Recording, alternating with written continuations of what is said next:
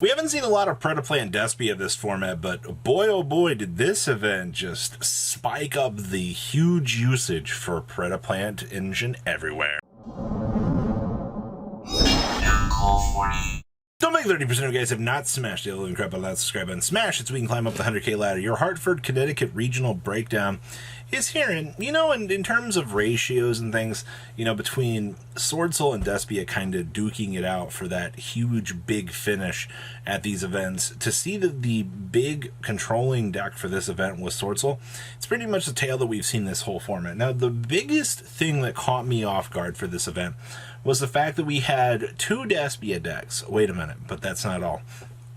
Of those two Despia decks, both of them were the Predaplant variant. Now, we have not seen a lot of the Predaplant variant at all. Actually, coming out of the last YCS, a lot of players were looking at the Predaplant variant and going, all right, so this is the variant that is going to be the super secret sauce. And I kind of agreed with a lot of players here.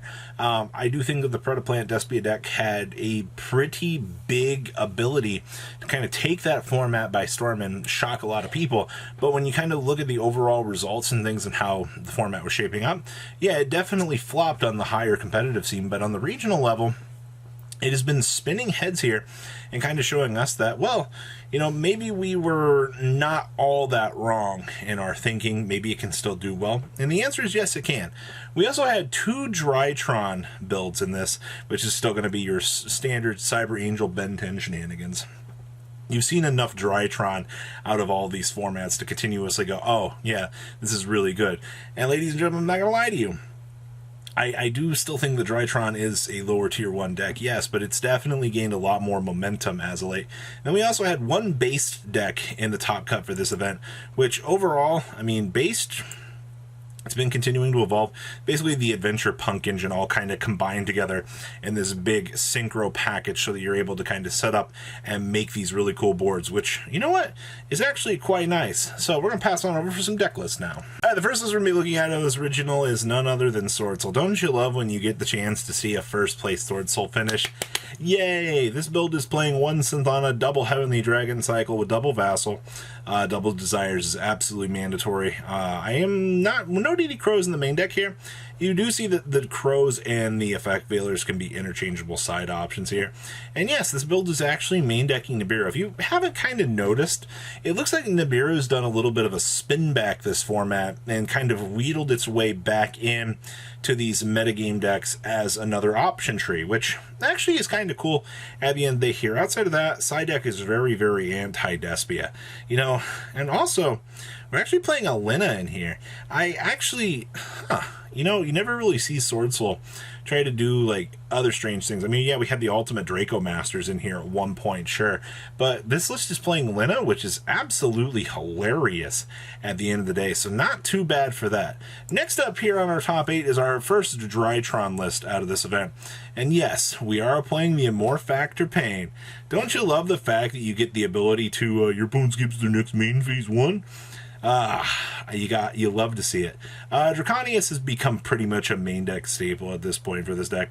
Still playing triple droplets, one token collector with the Zombie World shenanigans here. They're doing the same thing that our dear friend Despia does.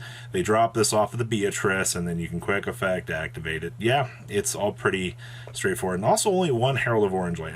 Without Ava, your value to search this has gone down immensely, but that does not mean that this is not a card that you don't want to consider playing. It's actually quite interesting. And I see we also have Talons in here, so if you get hand trapped or something else along the way here, you'll still be able to kind of take advantage of something here.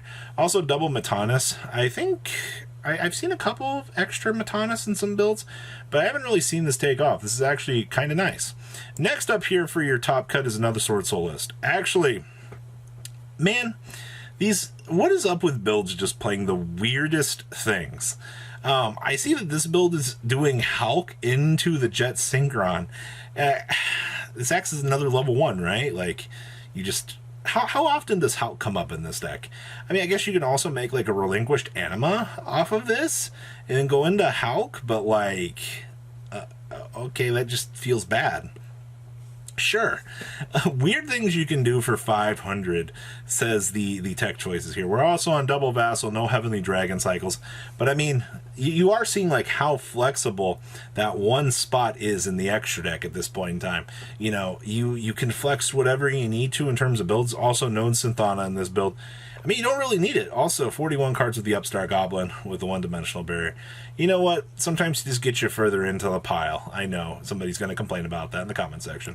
Next up is another Sword Soul list. Man, talk about, you go from Jet Synchron to, like, this inclusion of, I guess, like, Harpy's Feather Duster is our tech choice for this list, which is actually fine. I mean, in the grand scheme of things, if you play against something like Burn, you'll at least have, or, you know, like a Mystic Mind strategy, you at least have something built into this to kind of curve out those problems. This build is, instead of doing the Bureau, we have the DD Crows and the Effect Veilers in here as our hand traps of choice. Honestly, it should do your job for you. And then I see that we are playing two Incredible Ecclesias in here. I always find it interesting to see the amount of, like, Ecclesias the players are exploring. It's definitely, it's more interesting at the end of the day. So not too bad, ladies and gentlemen. Really, outside of that, all of these Sword Soul lists are very generic, but once again, you can see like where your little flex spots go and just what kind of crazy ideas can do well with these builds to top a regional. It's very interesting. Next up here is our other Drytron list. What? Gust Kraken? No way.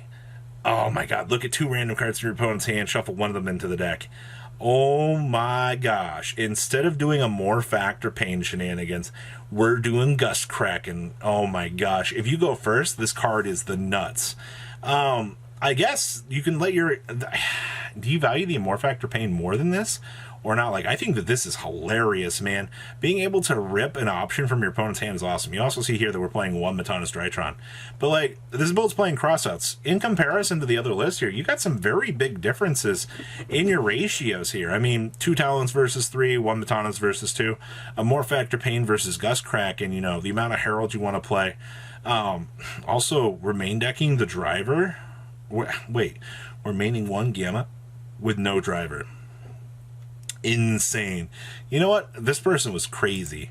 Next up here is our first branded Despia list. Alright, so we are... Your best card in your deck is Ortho Scorpio. Fun fact, you can actually summon this stupid thing off of your other effects and not actually blow this off, which is very interesting to know.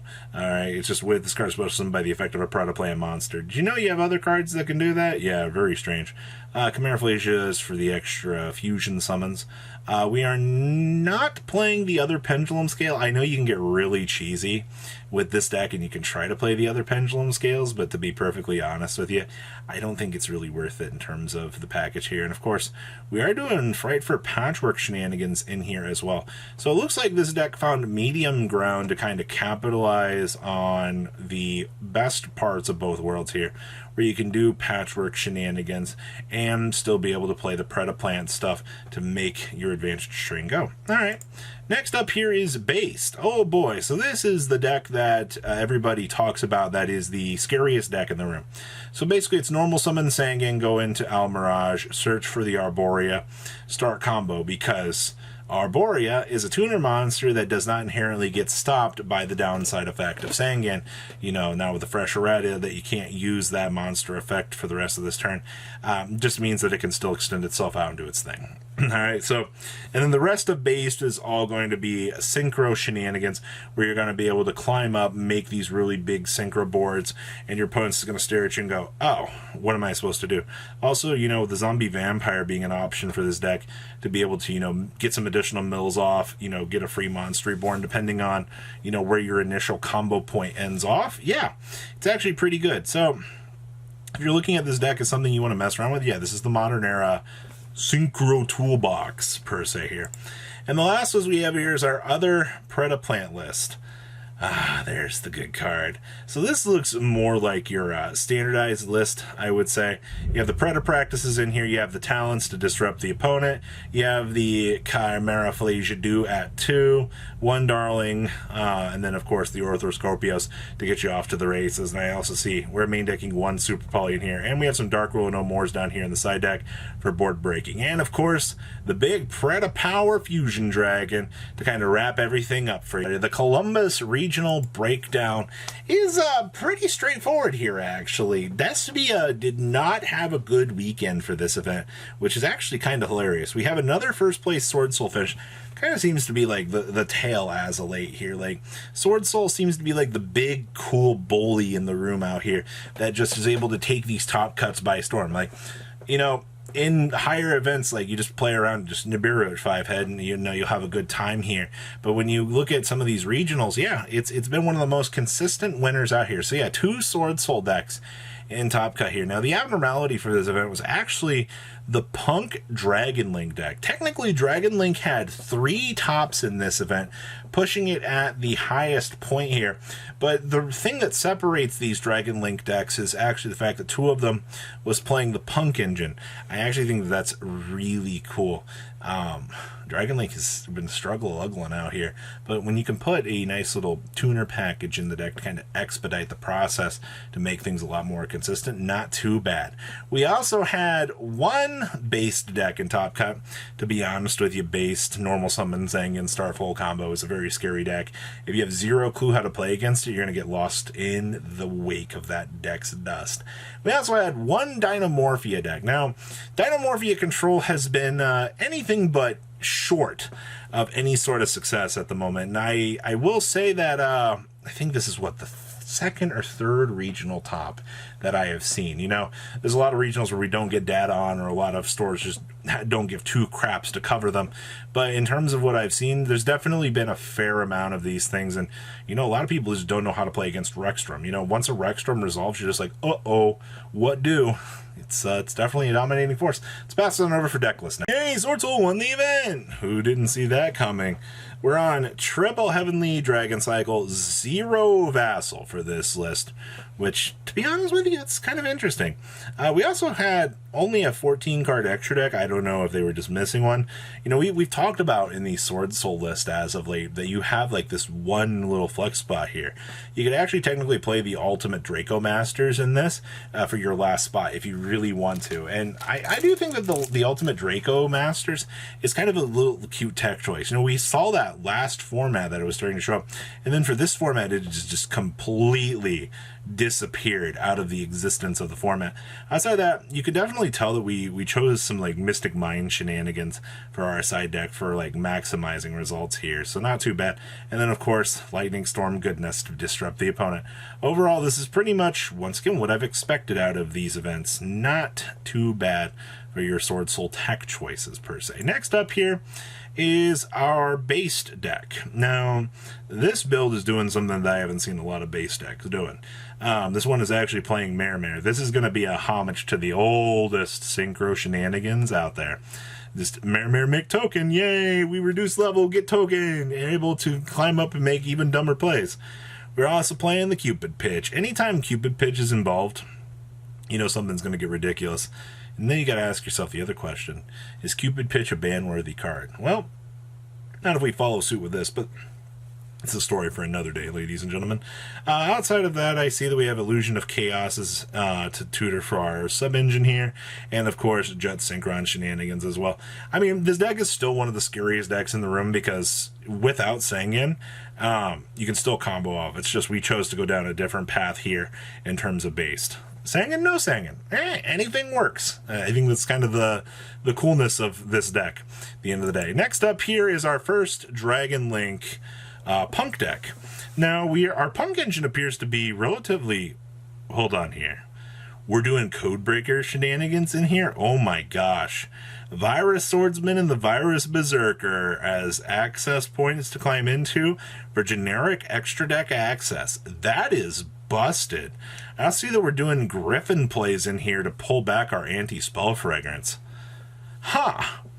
I didn't really think I'd seen a Dragon Link list that really caught my attention here in terms of development for the format, but this is beyond like my expectations for what you would really want to see in terms of this deck. Like the Codebreaker stuff in here for the extra deck shenanigans, the fact that the Punk stuff gives you extra bodies to extend up with via your Synchro packages, and also Galactic Spiral Dragon being in here.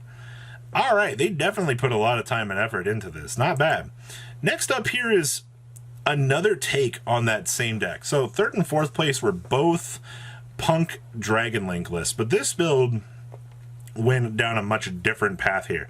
The previous list you saw was actually having access to, anti-spell fragrance and things like that. No. Here, we're going down the adventure package to set up for more defense. And I also see we are playing a mini Magician Souls package of 1/1 in here. So I guess that's in case you want to net some sort of draw advantage depending on how like the rest of your combo sets up at the end of the day. Because to be perfectly honest with you, the very little restrictions in here for this. But the Rose Dragon package actually really does cover the basis for what this needs to do. Once again, you have two very different approaches to the same deck that I think that's awesome, ladies and gentlemen. Like, I'm genuinely impressed to see the Dragon Link is evolving at the rate it is.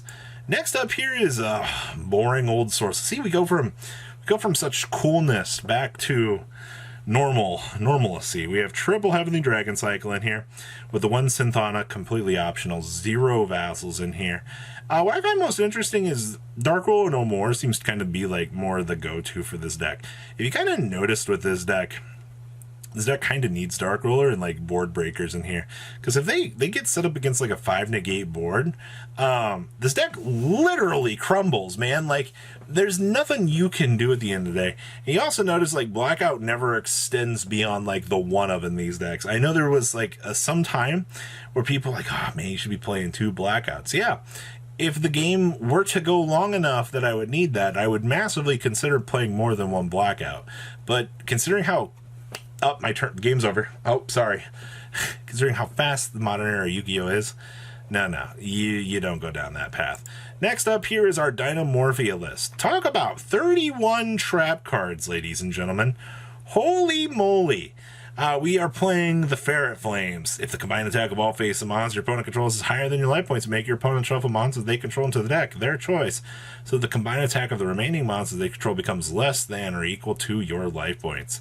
You ever just want to like reverse board wipe your opponent out of existence? Yeah, this gives you the option. So 31 big badass trap cards here. Now one thing I do want to take note of here is Rexstrom. If you can turn off your Rexstrom via skill drain, but then your opponent's going to have to deal with a 4,000 attack Kingrina. Options! My favorite for Yu-Gi-Oh! To be perfectly honest with you, I'd give this deck a shot. Yes, I know we're not playing Fossil Dig. I know a few builds were trying to get saucy with that, but you don't need to go down that path, ladies and gentlemen. I think limiting your resources to what you're doing, A-okay, alright? No need. Alright, next up here for Top Cut is our Despia list for this event. So this build is playing the Allure of Darkness with double McCourier. Once again, we've seen triple McCourier shenanigans at the very early point of the format. We've also seen McCourier get, cut down to 1. It's going to come down to, once again, your choice and what you want to do. You also see double Albion down here for your extra deck. Not too bad. No Alba Lenitus. If you've kind of noticed, Alba Lenitus has just been cut from a majority of these deck lists. It's not that, like, Alba Lenitus is a bad card. It's just, why do I need to play more bricks to like dedicate to like playing an instant fusion, or to play like a Destroyer Phoenix Enforcer in my deck? Now that Verte is gone, we kind of get to amputate all of that extra dead weight, and we don't have to worry about that anymore. Like, that's what we like to call free real estate out here, which is actually probably the best option trees going forward for this. So overall, not too bad for Despia. And our last list here is going to be our based deck list here.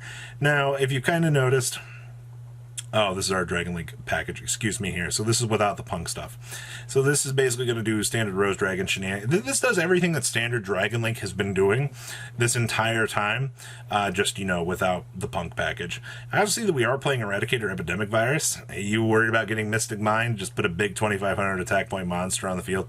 no problem. You shouldn't be losing the Mystic Mine with these many option trees available to you, ladies and gentlemen. So overall, the tale of this format, ladies and gentlemen, that we've all seen to know and love. The fact that Plunder Patrol really kind of shocked us here.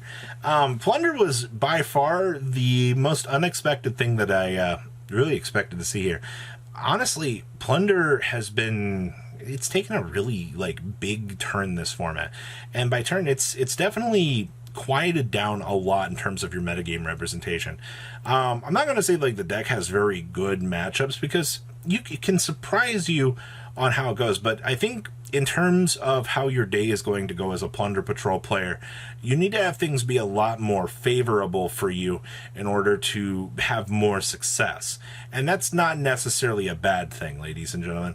When you can have success and turnover and things like that, that's overall not too bad. Now, the two big contending decks for this event were literally Despy and Sword Soul. We've seen Despy and Sword Soul basically be the two big decks in the room that continue to do their best.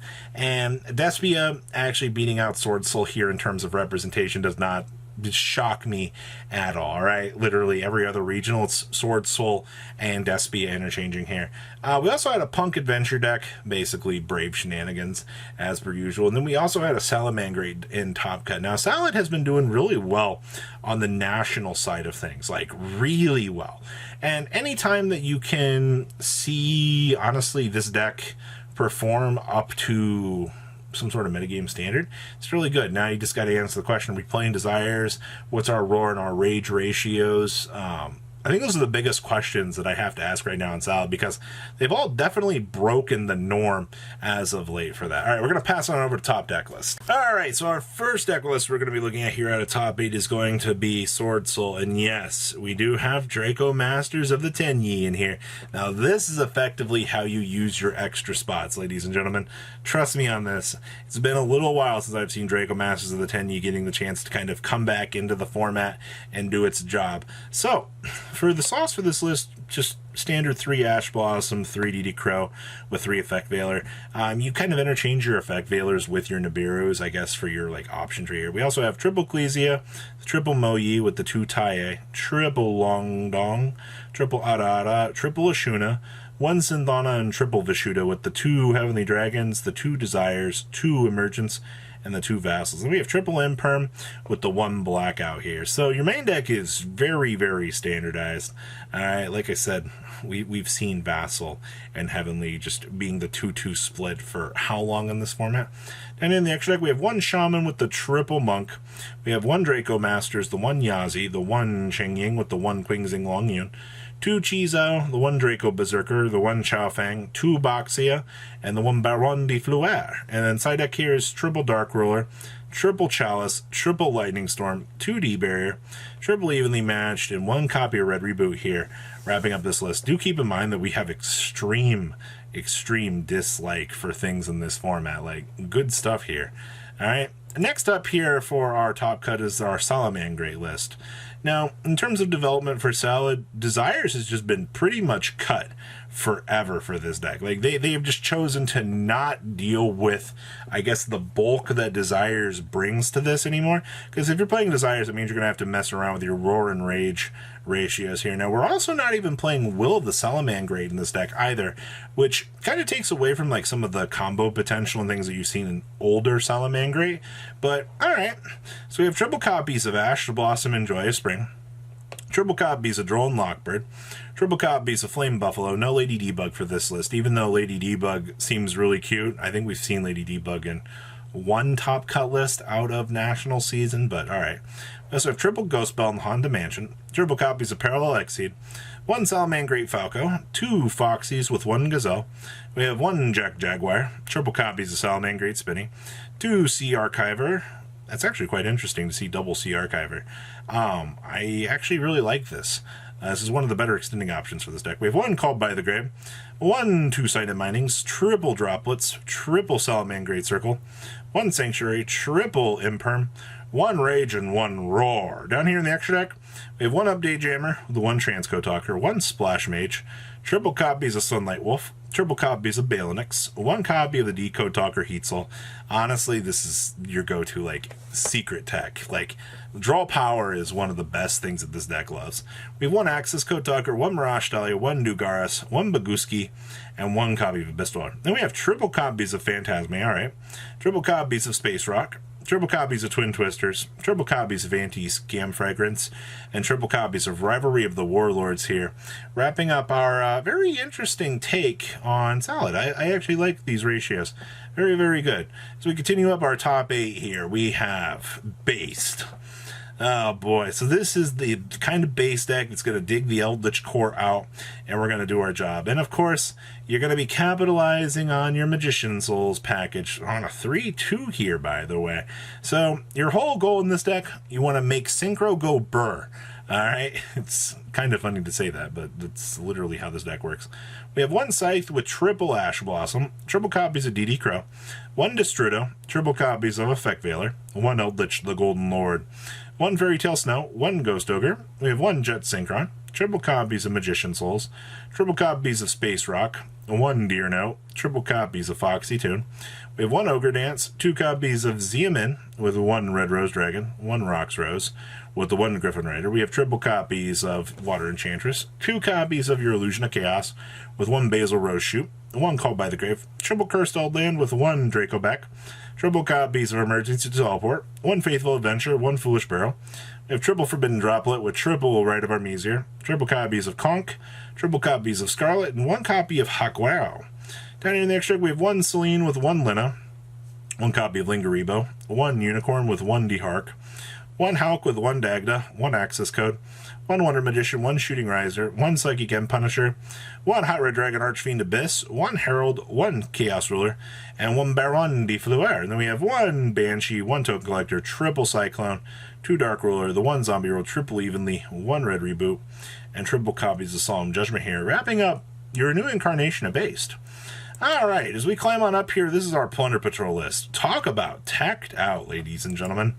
We have the Ghost Mourner Moonlit Chills in here. We have our adventure package so we can get off to the races.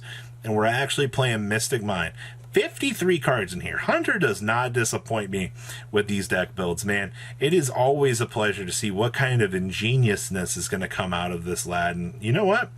Very, very good. So we have two copies of Ash Blossom and Joyous Spring. Triple copies of Black Eyes. We have two copies of Bluebeard, triple copies of Effect Veiler, triple copies of Ghost Mourner Moonlit Chill, triple copies of Golden Hair, one Illegal Knight with two Magician Souls. We have two copies of Redbeard.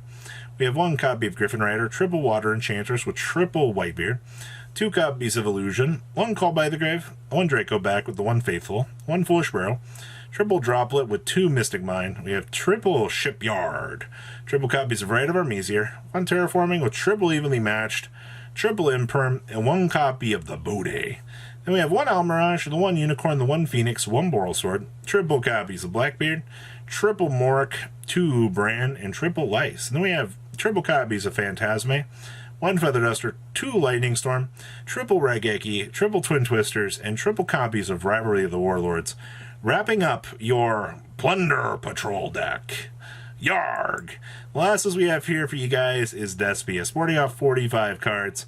We're only playing one Albion. Triple Albaz has become more of your acceptable norm at this point as well. So nothing in this main deck looks too off. So we have one Adlytium, one Albion, triple Uber, triple Ash Blossom, triple Tragedy, triple Edgem Chain with the one Snow, triple Fallen of Albaz, one Kit with one Mercurier, triple Allure, triple Brand Fusion with two Branded in red, one Branded Lost with triple Opening, one Called by the Grave, one Foolish Barrel, two Droplets, triple Patchwork with one Feather Duster, two Poly, two Super Poly, and the one Branded Banishment.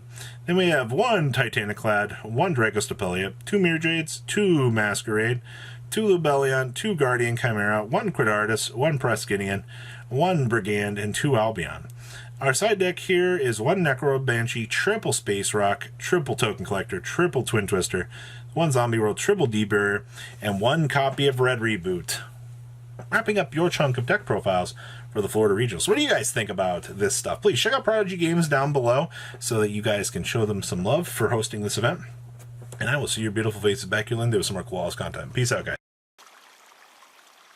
Patrons, thank you.